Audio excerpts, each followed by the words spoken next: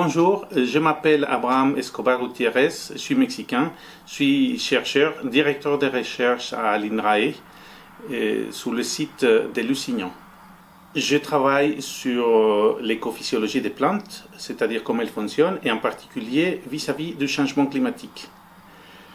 Sur le site de Nouvelle-Aquitaine-Poitiers et de l'INRAE, nous abordons des thématiques importantes pour l'adaptation au changement climatique et pour répondre à la transition agroécologie en étudiant des systèmes de production alternative, et cela pour la production végétale mais aussi pour la production animale. Je peux vous donner quelques exemples. Par exemple, en production animale, aujourd'hui nous avons un dispositif qui nous permet d'étudier la production des porcs en système biologique, c'est-à-dire avec un minimum d'intrants de l'industrie chimique, pas d'antibiotiques ni d'autres produits qui ne sont pas considérés dans la charte de l'agriculture biologique, par exemple. Du côté végétal, nous faisons la sélection et l'amélioration génétique pour des espèces et des variétés adaptées au changement climatique, notamment grâce à une infrastructure remarquable que nous possédons ici à Lusignan, notre simulateur de climat extrême, le Cyclex.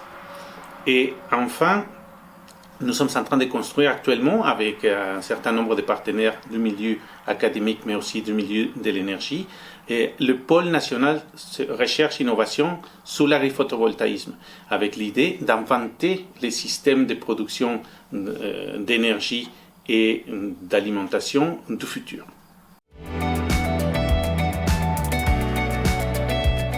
Avec mon expérience à l'international, je constate depuis quelques années que le système de recherche française, qui était très réputé dans le monde, a perdu de sa beauté et que le système est aujourd'hui menacé. Comment est-ce que les députés de notre circonscription se positionnent pour défendre la recherche publique française? La recherche publique est un défi qu'il faut en permanence relever. Malheureusement, lorsque l'on constate la situation de la recherche en France, on ne peut que être d'accord avec ceux qui en sont directement impliqués. Je pense notamment à l'INRAE, à Lusignan, mais aussi en région Nouvelle-Aquitaine et en Poitou-Charentes notamment. Moi, je constate que l'objectif des 3% du PIB consacré à la recherche, c'est un objectif européen qui devait se décliner à l'échelle de chaque pays. Nous sommes, nous, en France, à 2,2%. Donc nous sommes déjà en deçà des objectifs voulus par l'Europe. Au-delà de ça, bien manifestement, le décrochage international auquel nous assistons, c'est le résultat de ce peu d'investissement. Nous sommes aujourd'hui exclus du top 10 des pays au niveau de la recherche, en termes de publications scientifiques. Donc c'est un élément objectif. Je constate également la sous-rémunération des chercheurs.